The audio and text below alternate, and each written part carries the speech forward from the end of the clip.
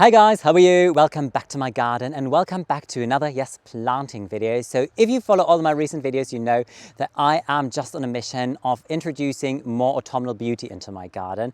And so far I predominantly focused on leaf foliage and texture, because when I think of autumn and the beauty of autumn, I always think about this firework that some shrubs and trees ignite when the leaves are changing color to like crimson and burgundy and amber, like glowing in the sun. So beautiful. Obviously you can tell in my bag I'm also mad for flowers or blooms in autumn, especially for asters, because violet and purple are my favorite colors. So I've already planted a really nice variety of aster which looks fantastic in the back of a garden. But you know what, there's more to it. There's more to autumnal beauty, because they're also berries. And there's one shrub that was lingering around in my head already for a while. To be fair, when I grew up I had no idea about this shrub. Like, my parents had a garden but they didn't have this variety, and when I discovered it a couple of years ago in the garden center, I thought, for real, is that really a real thing? Do berries really come in such a color? Because they are purple, but they are glowing purple. It is an incredible, rich, zingy color, wonderful. So I thought at one point I need to have it in the garden, and I just have the perfect location, which is same as in my last video. So where we just planted the hydrangea, this is where I also want to plant this shrub, because I think it's going to work very beautifully there. And on top of it, I think it's nice to take you with me on this journey on how I develop this area. And it is like, you know, the back of a garden is a slope, so it's all these terraces, and each terrace kind of works a little bit as a miniature garden in a way.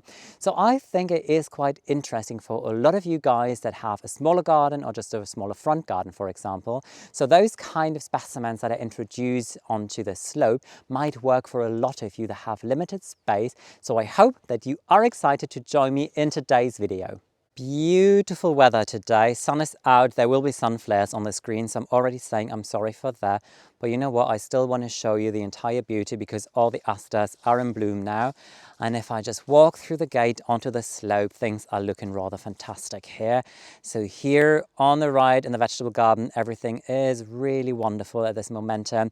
My raised bed with my salad crops, so happy I can harvest every single day. Here things are looking fantastic. At one point I might do a little harvest video eventually, and where I show you how my potatoes and how my pumpkins are growing. But if you see this, isn't that just really nice? A lot of the things are still in bloom, even roses in the back there. Cotinus that I planted last year, this is a variety called Grace. The foliage, it hasn't really changed color yet. This is going to be a wonderful autumnal display as well. But again, in the sun or against the sun, I really love these leaves. Butterfly here on the Verbena bonariensis.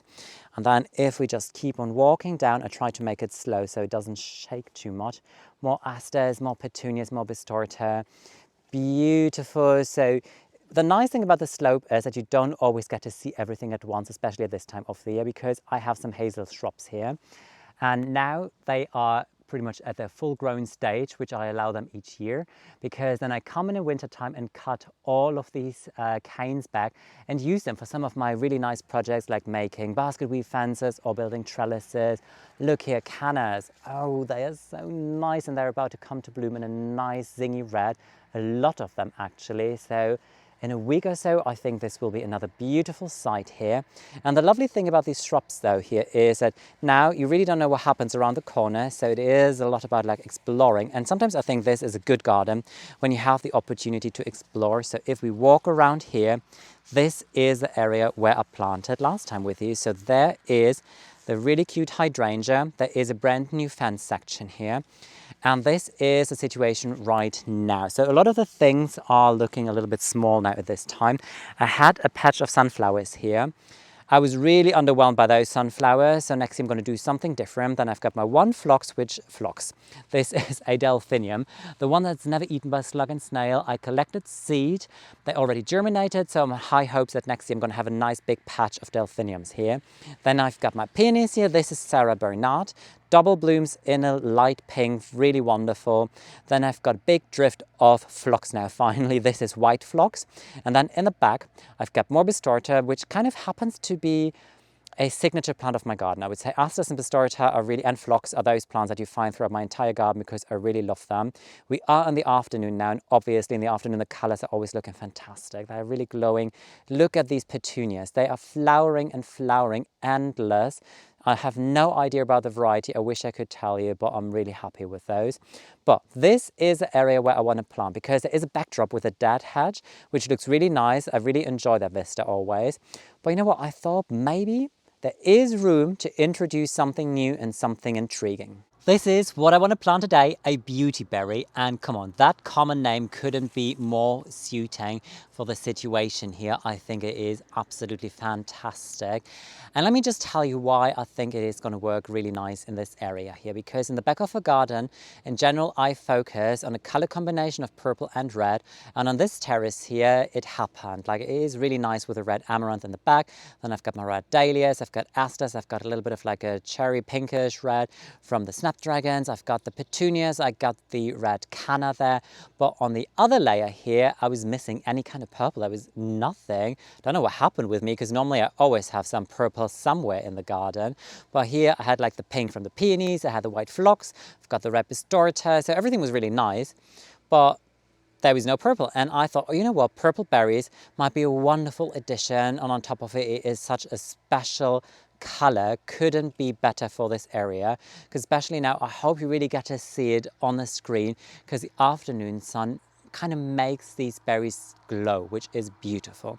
So what I did is I already prepared the planting hole, and I always tell you that rule of thumb is, in general, try to prepare a planting hole that is roughly 3 times the size of your container. And now you see there was a surprise in here.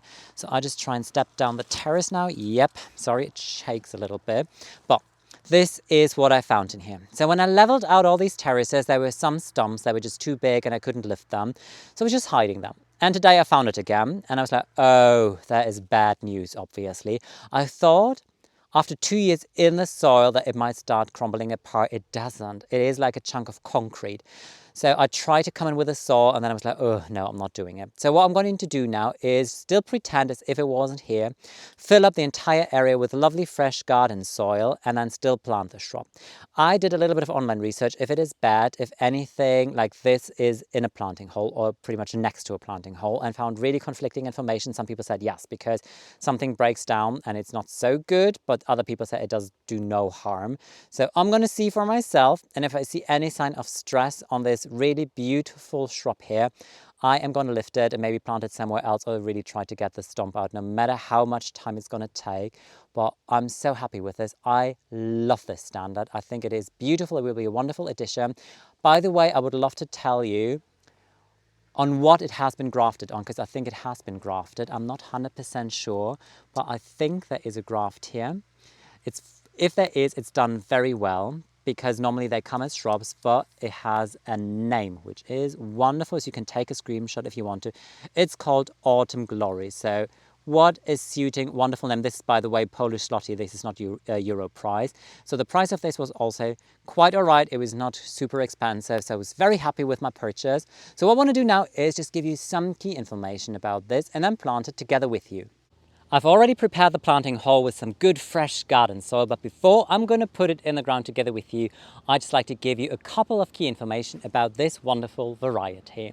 When it comes to bloom, they do obviously produce blooms because you have berries, and those blooms will be in a really delicate, nice violet tone, little pinkish violet. Other varieties might be even darker purple, which will be beautiful as well, but the blooms will be small apparently. I've never seen it, to be fair, so this is going to be one big surprise for me as well, because the main reason obviously on why you want to have this shrub in your garden are these big clusters of berries, and especially this variety apparently is quite known for having a lot of these wonderful clusters in a very nice vibrant color.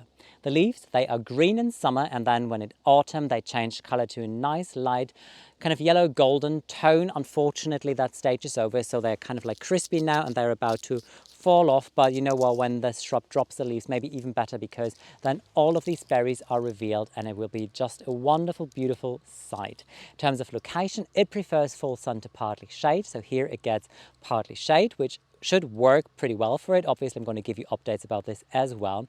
And when it comes to soil conditions, I mean, this is most likely grafted, and I just checked. I think the graft is actually down here, really. It has been grafted up here, so that was like really confused on how it works. I just Googled, and this shrub, this variety exists really as a shrub normally, but also it is quite often on the market as a standard, so it's not as unusual as I first thought it is. So I think, okay, that give me hope that this is definitely bound to work fairly well. But it also means when you have the graft down there that it has to be planted that level I'll show you in a second. Soil should be rich, so definitely I'm going to enrich it a little bit with a starting fertilizer, which I always use, you know, with my organic bone chips, because they're really good. They break down to nitrogen and they encourage my new plant to develop a good strong root system. And this is always really vital on all of your shrubs, perennials, hardwoods, that they have a really good strong root system.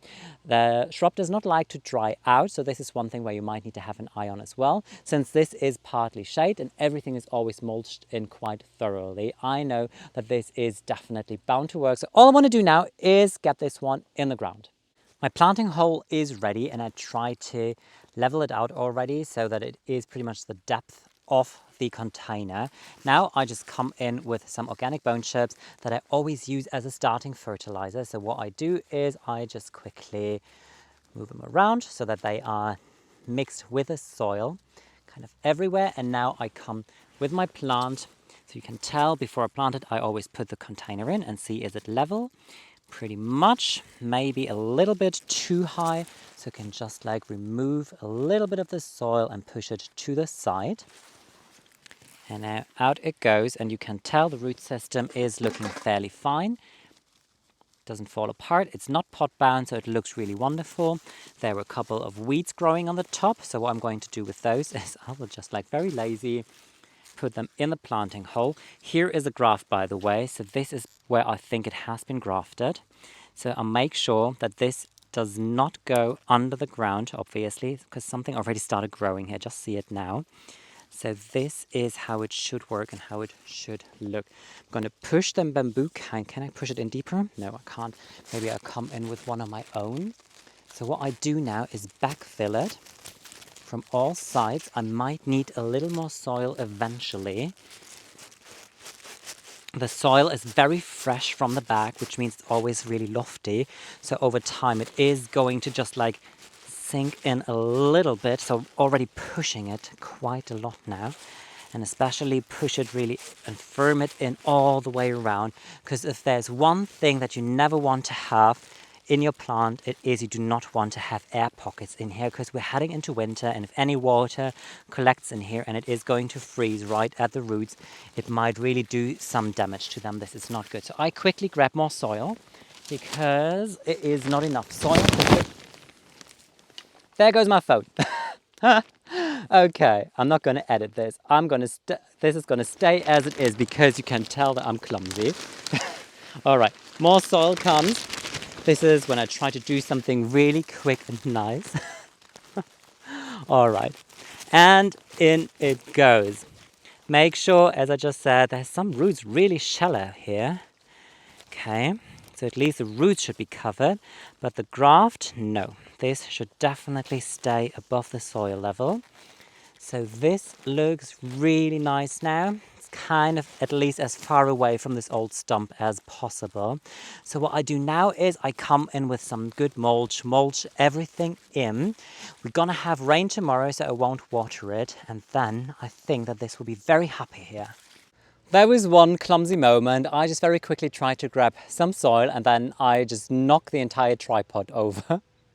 I'm really surprised. You have no idea how often stuff like that actually happens. And then I'm like, all right, I'll just do it again. I'll just cut it out somehow. But now it's like, you know what, it's in the middle of the planting. So it is what it is. It is kind of like the reality on when I film something, but it's in the ground. It looks really nice. What I did though is I mulched it and then I came in with a big can of water, because like taking it out of its container, it's like, oh, I watered it yesterday and it already looks like that. I thought, okay, do some goodness, just really water it in thoroughly. And I also just like lifted the bamboo cane and really straightened the shrub now. So it looks fantastic and I love it. I love the combination of these cherry red bistorte with these wonderful berries. And I think it would be even better when the Bistorta are filling in, and then it will be a lovely underplanting. One thing I have mentioned is that this variety can grow between 1.50 meters and 2 meters in height. I'm not really sure about the standard because it didn't, there again was kind of like conflicting information, and the label here didn't say anything, as you could see.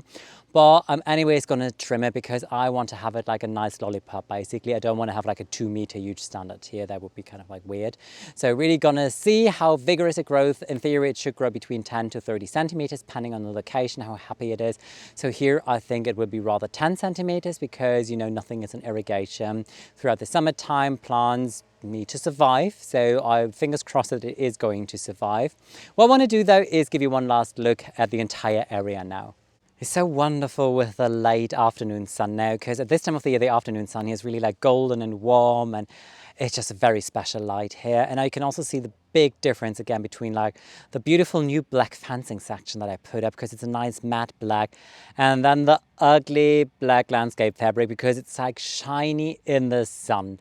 I feel like, okay, now at least I can start taking photos of this area as well, because before it was kind of like, oh, there is landscape fabric there. It does not make a nice photo. But in general, just look at all of these things here as well. Just a quick last look. Dahlia is looking fantastic with a panacetum that I planted here. Didn't come to bloom, but you know what? I kind of like that it didn't, because it just looks really wonderful to have this texture in combination with these dahlias here. But obviously, I want to give you a last look at the beautiful shrub that we just planted today, because especially now you really get to see the berries in the sunlight, how magical these are. Wonderful, a great addition to the garden. Can't wait to give you updates. What I will do probably is really come in next spring and just put 1 or 2 of these Bistorta just to the front here. So probably I might just lift the iris and put it somewhere else. So really have a wonderful, nice clump of Bistorta here. But yeah, I'm happy. I think that this is another amazing addition to this part of the garden, because color-wise, as you can see, it totally makes sense. And this is definitely a color concept that I will continue in this part of the garden for next year.